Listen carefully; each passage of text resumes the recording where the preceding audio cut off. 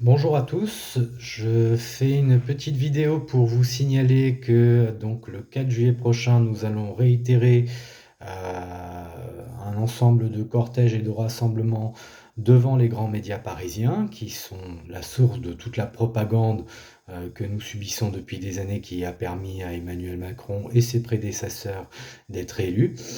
Et je vais en profiter pour répondre à un commentaire que j'ai pu lire sur la dernière vidéo que j'ai publiée sur YouTube, qui émane de Grey92, c'est son pseudo, et qui disait en substance, je vous lis le commentaire: reprendre les médias à 20 personnes, lol. Nous avons été plusieurs milliers devant les médias lors de l'acte 24 des Gilets jaunes. Les oligarques médiatiques n'en ont rien à foutre. Quémander de l'attention n'apportera rien, mais tu m'as l'air d'être content de ta démarche de Calimero. Alors, il est vrai que lors de l'acte 24 des Gilets jaunes, nous avons été devant les médias. D'ailleurs, tous les actes pour notre propre part, hein, pour le collectif qui en fait continue de battre le pavé devant les médias. Nous n'avons pas attendu les Gilets jaunes puisque ça fait presque 5 ans désormais que nous le faisons et que c'est très régulier, c'est à peu près, on va dire, une fois par mois en moyenne, si je devais faire une moyenne. Donc c'est régulier pour nous, nous ne sommes que quelques dizaines régulièrement et à 2 reprises seulement, nous avons été plusieurs centaines, voire plusieurs milliers, notamment sur cet acte 24. Je vais quand même donner des précisions sur ce qui s'est passé sur cet acte 24-là. À l'époque donc, moi je n'ai pas de visibilité particulière, j'ai qu'une toute petite visibilité et il est évident quand je fais la promotion, comme je vais le faire aujourd'hui, sur la nécessité d'aller au-devant des médias, statistiquement, il est impossible pour moi de toucher un grand nombre de personnes parce que la majorité des gens ne seront tout simplement pas au courant. Donc pour cela, la seule façon de pouvoir contrarier ce manque de visibilité, c'est s'appuyer sur ceux qui en ont. Et à l'époque donc, j'avais fait en sorte que ce qu'on appelle les figures médiatiques des Gilets jaunes, en l'occurrence Éric Drouet, Maxime Nicole, euh, Mademoiselle Ludowski, etc. Enfin voilà, ces gens-là qui ont une certaine visibilité, parce que les médias ont décidé qu'eux auraient une visibilité, puissent nous aider en justement diffusant l'appel. Pourtant, on avait quand même précisé quelle était la démarche exacte de ces manifestations. Le but n'était pas de faire de la balade pour faire de la balade. Le but, c'était d'être statique devant les médias, de s'arrêter, de prendre le temps de bien se faire entendre, de bien démontrer que nous étions là, et de faire des pauses d'une demi-heure à chaque fois devant ces médias. Or, qui a relayé finalement dans tout ce petit monde des figures médiatiques cet appel à manifester? Ça a été relayé au tout dernier moment, sans explication, par Éric Drouet. C'est-à-dire qu'il n'a pas expliqué quel était le programme de la journée, il n'a donné aucune indication, il n'a pas expliqué qu'on allait faire une série de rassemblements statiques devant les médias, il n'a pas expliqué comment on comptait en reprendre le contrôle d'une certaine façon, il n'a pas expliqué tout le processus. Il s'est contenté de dire au tout dernier moment, allez devant les médias sans plus de précision. Donc, effectivement, nous avons été quelques milliers grâce au fait qu'il ait relayé cet appel, vu que lui, il a une visibilité, mais comme il n'a pas considéré qu'il était judicieux de préciser que comme c'était organisé, que c'était déclaré, que déjà on pouvait relayer l'appel le plus tôt possible pour que le maximum de personnes soient au courant. Et au passage, donner les précisions que nous donnions en tant qu'organisateurs sur cet appel à converger devant les médias. Il n'a pas pensé que c'était utile d'expliquer aux gens qui allaient manifester qu'est-ce qu'on voulait faire exactement, quel était l'enjeu. Donc moi je vais rappeler l'enjeu et je vais essayer de bien me faire comprendre une bonne fois pour toutes.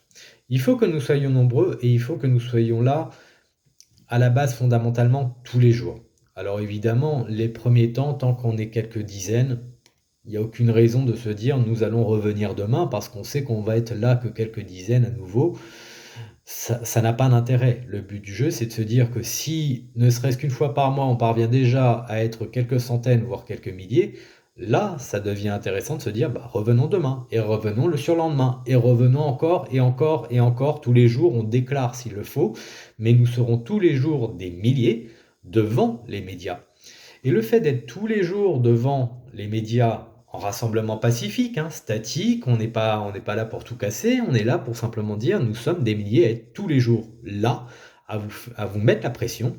De telle façon à ce que lorsqu'il y a des politiciens qui sont invités à venir déblatérer leur propagande par les grands médias, auxquels nous pensons, bah, ces gens-là ne puissent pas faire autrement que constater que nous sommes là. Et ils voient des milliers de perdus qui sont là tous les jours pour leur dire: «Ça suffit votre propagande» et vous allez avoir quelques difficultés à entrer dans ces médias parce que nous sommes nombreux et que ça peut clairement partir en sucette parce qu'on est en train de ronger notre frein. De la même façon, les journalistes ne peuvent pas faire autrement que nier que tous les jours, devant leur lieu de travail, il y a des gens qui sont rassemblés par milliers pour dire: «Fin de la propagande, tout cela est terminé». Ça met une pression psychologique quand même quand vous êtes un journaliste qui va descendre, boire son café, fumer sa clope et que vous avez des milliers de perdus, qui vous regardent et qui sont franchement, énervés, hein, qui se réfrènent pour pas partir, en eau de boudin. Ça vous met une pression psychologique. Et nous, qu'est-ce qu'on doit faire dans ces cas-là quand on est organisateur? C'est dire: «Bah, voilà, maintenant vous nous entendez, vous pouvez pas nier qu'on est là tous les jours».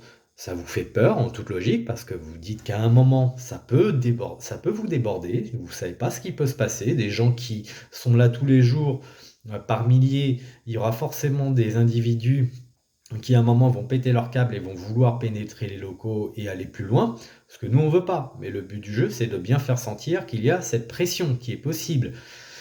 Et à partir de là, nous, on veut envoyer une délégation aller directement, poser nos exigences avec les patrons, notamment de chaînes publiques. Pour leur dire quoi au final? Je vais prendre le cas particulier de la maison de la radio parce que la maison de la radio, c'est France Inter, c'est France Info, c'est, dans tous les autoradios des Français qui mettent les infos, pour écouter, enfin pour, le temps d'aller au boulot, hein, ou de rentrer chez eux.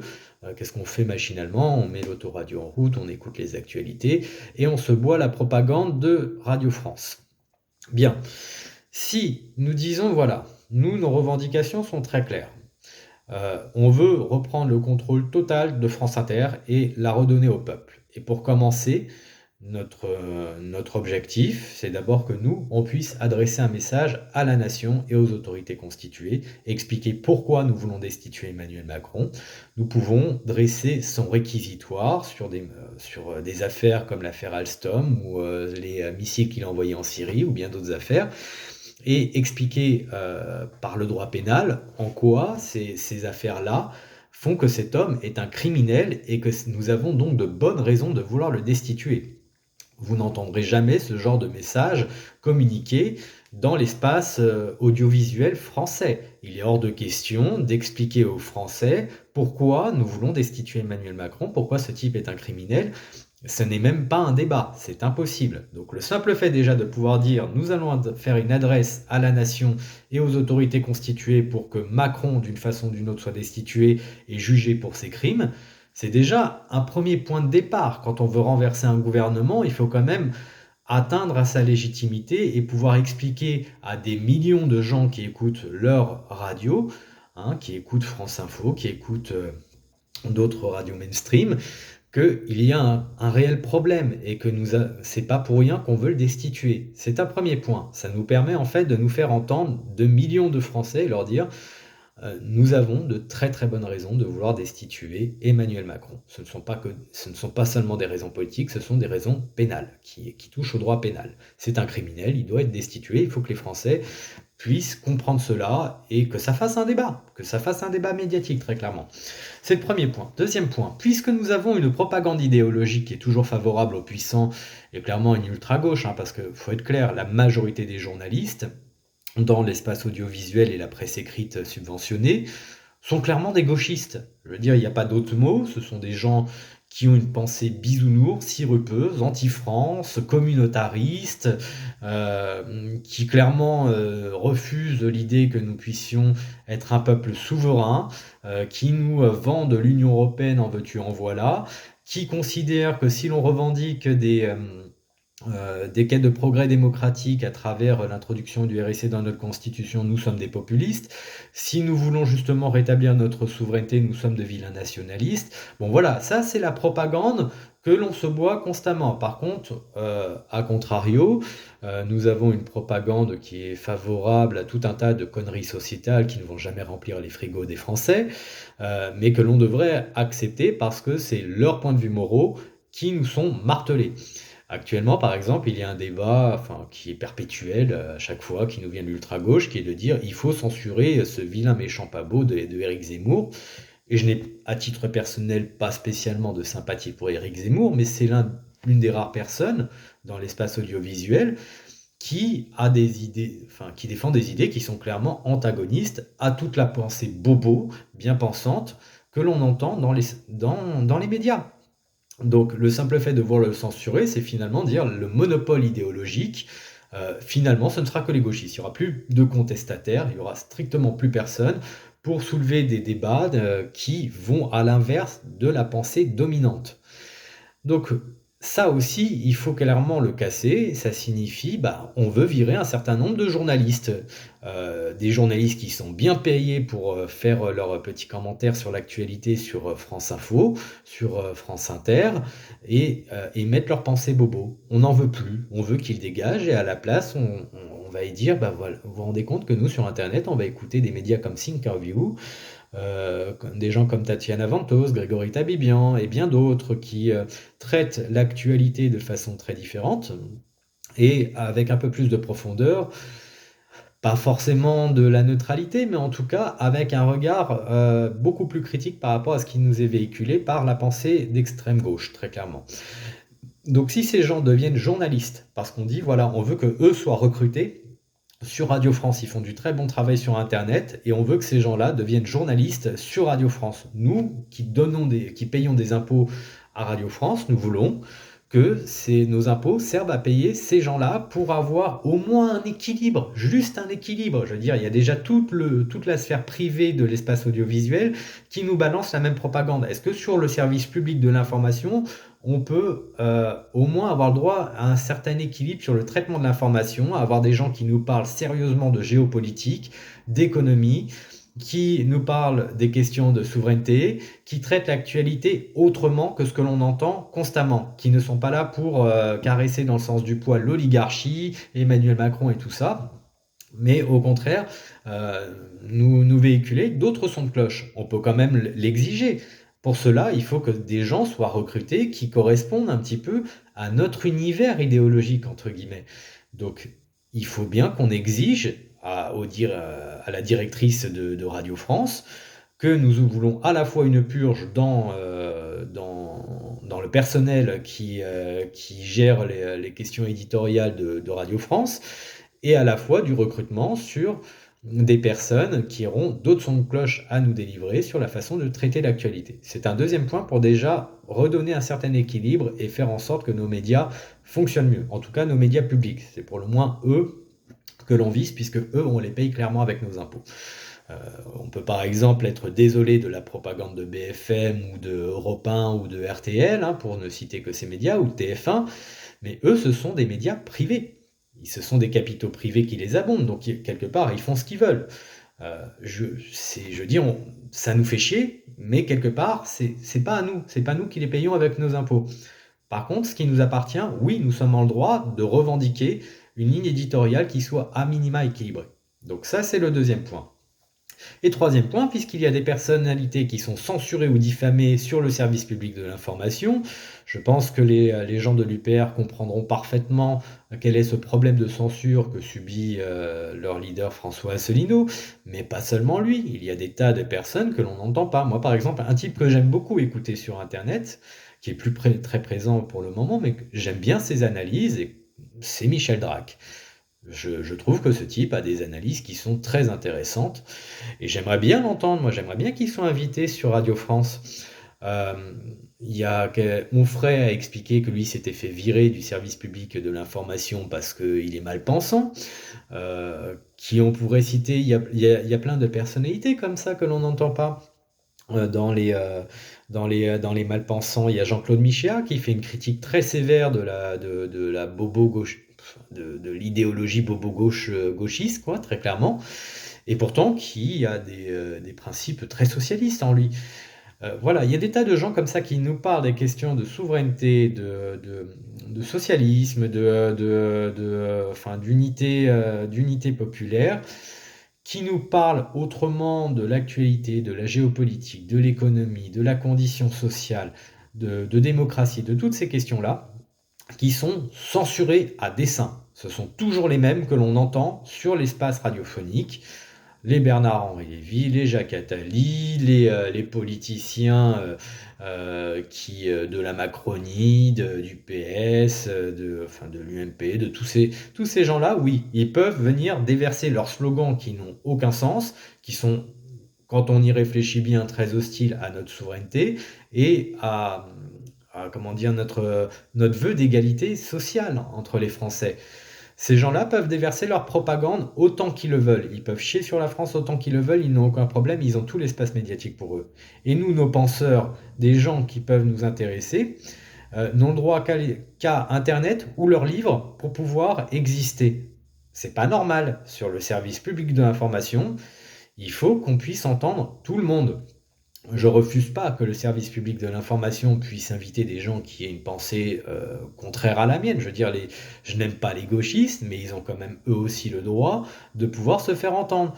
Mais cela avec un certain équilibre. Il faut quand même que des gens qui ont des pensées contraires puissent se faire entendre, y compris des gens qui ont des propos clairement sulfureux, des propos qui mettent clairement mal à l'aise les journalistes, qui de toute façon ne sont pas là pour commenter la pensée des gens, mais simplement les interroger sur leur propre pensée. C'est tout. C'est ça le travail d'un journaliste. C'est pas dire ce que lui il pense de la pensée de tel invité, ou de gens d'ailleurs qui ne sont pas invités. Par exemple, Dieudonné, euh, que j'aime bien en tant qu'humoriste, mais moi en tant que penseur, c'est quelqu'un sur lesquels les médias chient constamment, hein, ils lui font des procès constamment, mais ils ne l'invitent même pas pour pouvoir répondre de leurs accusations, de leurs attaques ad hominem. Il n'est jamais invité. C'est quand même fort de voir que des gens se permettent de dire nous allons chier sur quelqu'un comme Dieudonné, mais nous lui refusons de pouvoir avoir un droit de réponse. C'est quoi ce pays où les gens n'ont pas un droit de réponse face à autant d'accusations, euh, ce pays où en fait on criminalise des pensées qui sont considérées comme dissidentes, populistes et n'ayons pas peur des mots, clairement fascistes pour ces gens. C'est du n'importe quoi.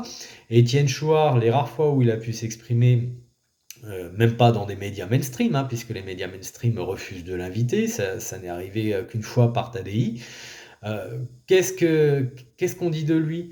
Le média, quand ils l'ont invité, ça a été pour le renvoyer à qu'est-ce qu'il pense de la question des chambres à gaz. Je veux dire, c'est pas le sujet d'Étienne Chouard. Le sujet d'Étienne Chouard, c'est la démocratie, c'est la constituante. C'est pas son sujet. Mais pourquoi on a voulu l'emmener sur ce sujet-là? Mais parce que c'était une façon, quelque part, de le mettre mal à l'aise et de discréditer son travail, de l'amener sur un sujet qui n'est pas le sien, juste pour le salir. Donc ça, ce genre de travail de sape des journalistes, qui sont dans leur idéologie bobo, qui gagnent beaucoup d'argent avec nos impôts ou leur niche fiscale, hein, d'une certaine façon, ce qu'ils ne payent pas dans leurs impôts, c'est aussi nous qui, quelque part, y contribuons, ça suffit. Nous sommes en droit d'exiger à ce que nos médias fonctionnent correctement.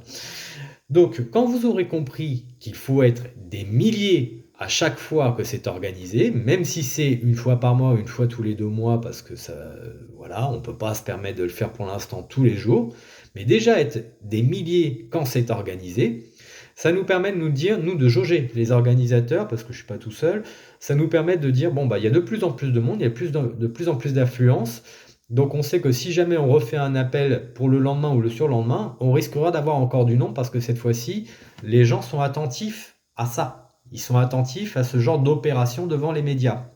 Donc on pourra se dire, on pourra commencer à faire un réel siège, hein, être vraiment là tous les jours pour leur mettre une pression constante et que à la fin on gagne. Parce que si une délégation pose nos exigences et que la délégation est là pour dire, vous savez, on vous laisse pas vraiment le choix en fait, hein, c'est pas une négociation, c'est à prendre ou à laisser, parce que nous, on va être là tous les jours et à un moment, on n'aura pas la maîtrise de ces foules-là.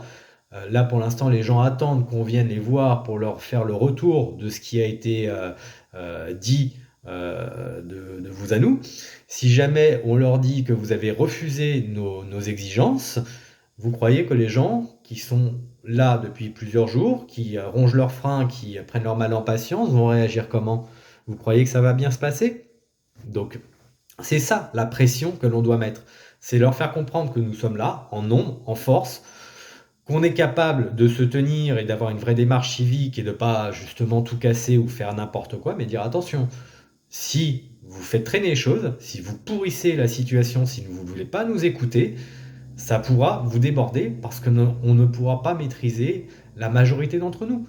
Nous sommes des milliers, il y aura forcément des gens qui auront envie d'aller plus loin. Donc le but du jeu, c'est de rester dans cette démarche civique, de rester rassemblés, de rester solidaires et comment dire, euh, je cherche le bon terme, autodisciplinés, en sachant quand même que nous allons faire une pression monumentale. Alors je me doute bien que pour la prochaine fois, donc pour le 4 juillet prochain, où le départ du cortège débutera à la Maison de la Radio, nous ne serons pas des milliers encore une fois. Il faudra, à mon avis, beaucoup de temps pour que cela se passe. Nous n'avons pas de relais d'opinion, nous n'avons pas de figure médiatique pour expliquer ce que l'on fait, pour inviter leurs suiveurs à le faire. Nous n'avons pas d'intellectuels pour nous aider à relayer ces appels à manifester. Ce ne sont pas des gens comme Michel Onfray ou justement François Asselineau ou Étienne Chouard qui vont diffuser sur leur propre page Facebook, par exemple, le fait qu'il y ait un appel à manifester devant les médias. Nous ne sommes soutenus par personne. Nous sommes de simples citoyens, des activistes, des militants, qui ne sont pas des communicants. Vous voyez que je communique assez rarement par les supports vidéo. Pourquoi? Parce que j'aime pas ça et j'aime pas me répéter et c'est ce que je fais au final en réexpliquant ce genre de choses. Mais à un moment, ça tient de vous. C'est à vous d'avoir du bon sens et de se dire, bon, bah, ils sont pas soutenus, il n'y a pas de relais d'opinion, donc c'est à nous déjà de faire le travail de partage pour diffuser l'information, parce que c'est peut-être le nombre qui va pouvoir faire, le nombre de partages qui va peut-être faire en sorte qu'on soit un petit peu plus nombreux à chaque fois. Et en même temps, bah, il faut que nous-mêmes, on se bouge pour finalement rester solidaires et faire en sorte que ce mouvement de pression sur les médias soit à chaque fois plus conséquent. Et petit à petit, bah, on pourra espérer qu'il y aura bien quelques relais d'opinion qui apparaîtront jusqu'à ce qu'on soit des milliers. Mais il faut tenir cet objectif, il faut que vous soyez là. Il faut vraiment que vous compreniez que le premier organe de conditionnement et d'asservissement de la population, ce ne sont pas les politiciens par eux-mêmes, ce ne sont pas les financiers, ce sont les médias. C'est eux qui nous disent ce que l'on a le droit de penser ou pas, ce que l'on peut savoir ou non, hein. Il y a des informations et des pensées qui sont censurées. Regardez le traitement sur la guerre en Syrie. Je veux dire, il y a tout un tas d'informations qui n'ont pas été communiquées en français, de la même façon qu'on nous a vendu la guerre en Libye. Comment ça se fait que les médias qui n'ont pas le droit de faire de la propagande de guerre, c'est réprimé à la fois par le code pénal et le droit international, comment ça se fait que les médias ont pu réussir à faire de la propagande de guerre impunément et permettre à ce qu'une guerre se réalise pour le coup? Il y a quelque chose qui ne va pas si on est en démocratie. Comment ça se fait qu'il y a des personnalités politiques qui sont censurées? Comment ça se fait qu'il y a des intellectuels qui sont censurés? Nous sommes en France, le pays de la liberté d'expression. Donc, il faut que vous compreniez que ça passe d'abord par les médias. Macron, s'il n'avait pas été, si lui-même avait été censuré par les médias, comme l'est par exemple François Asselineau ou Jacques Cheminade ou d'autres personnalités, vous croyez qu'il aurait été élu? Non, c'est bien parce qu'il a joui d'une propagande tonitruante des médias qu'il a été élu. C'est quand même assez simple à faire comme relation, ça relève du bon sens. Donc si vous en avez marre de tout ça, que vous avez bien compris toute cette logique de système, soyez là le 4 juillet, samedi 4 juillet, à partir de 13h30, devant la Maison de la Radio. C'est une manifestation qui est déclarée en préfecture. Soyez dans un bon état d'esprit, on n'est pas là pour tout casser, nous ne sommes pas et clairement de toute façon, quiconque arrive avec des intentions malveillantes d'aller provoquer la flicaille ou faire de la casse, sera expulsé manu militari. Je serai le premier de ceux qui participeront à dire: «Voilà, tu dégages et je te renvoie vers les flics», parce qu'on veut pas avoir de problème avec la flicaille. On veut sécuriser les gens qui manifestent, on veut pas avoir de soucis. Donc les black blocs, les gens comme ça qui ont des mauvaises intentions, on n'en veut pas. Donc venez simplement avec votre état d'esprit citoyen, votre sens civique. Soyez prêts à faire pression, ne vous attendez pas à ce qu'on soit les grandes foules, mais simplement dites-vous que de toute façon, vous participez au fait que quelque part, c'est un mouvement de long terme et qui nécessite votre participation, que ce soit pour relayer l'information sur le fait qu'il se passe quelque chose le 4 juillet prochain devant les médias, que le simple fait d'y être, tout simplement. Donc voilà, en espérant que vous serez nombreux à partager cet appel et puis à vous-même faire en sorte d'être présent, bah, je vous dis à bientôt. Ciao.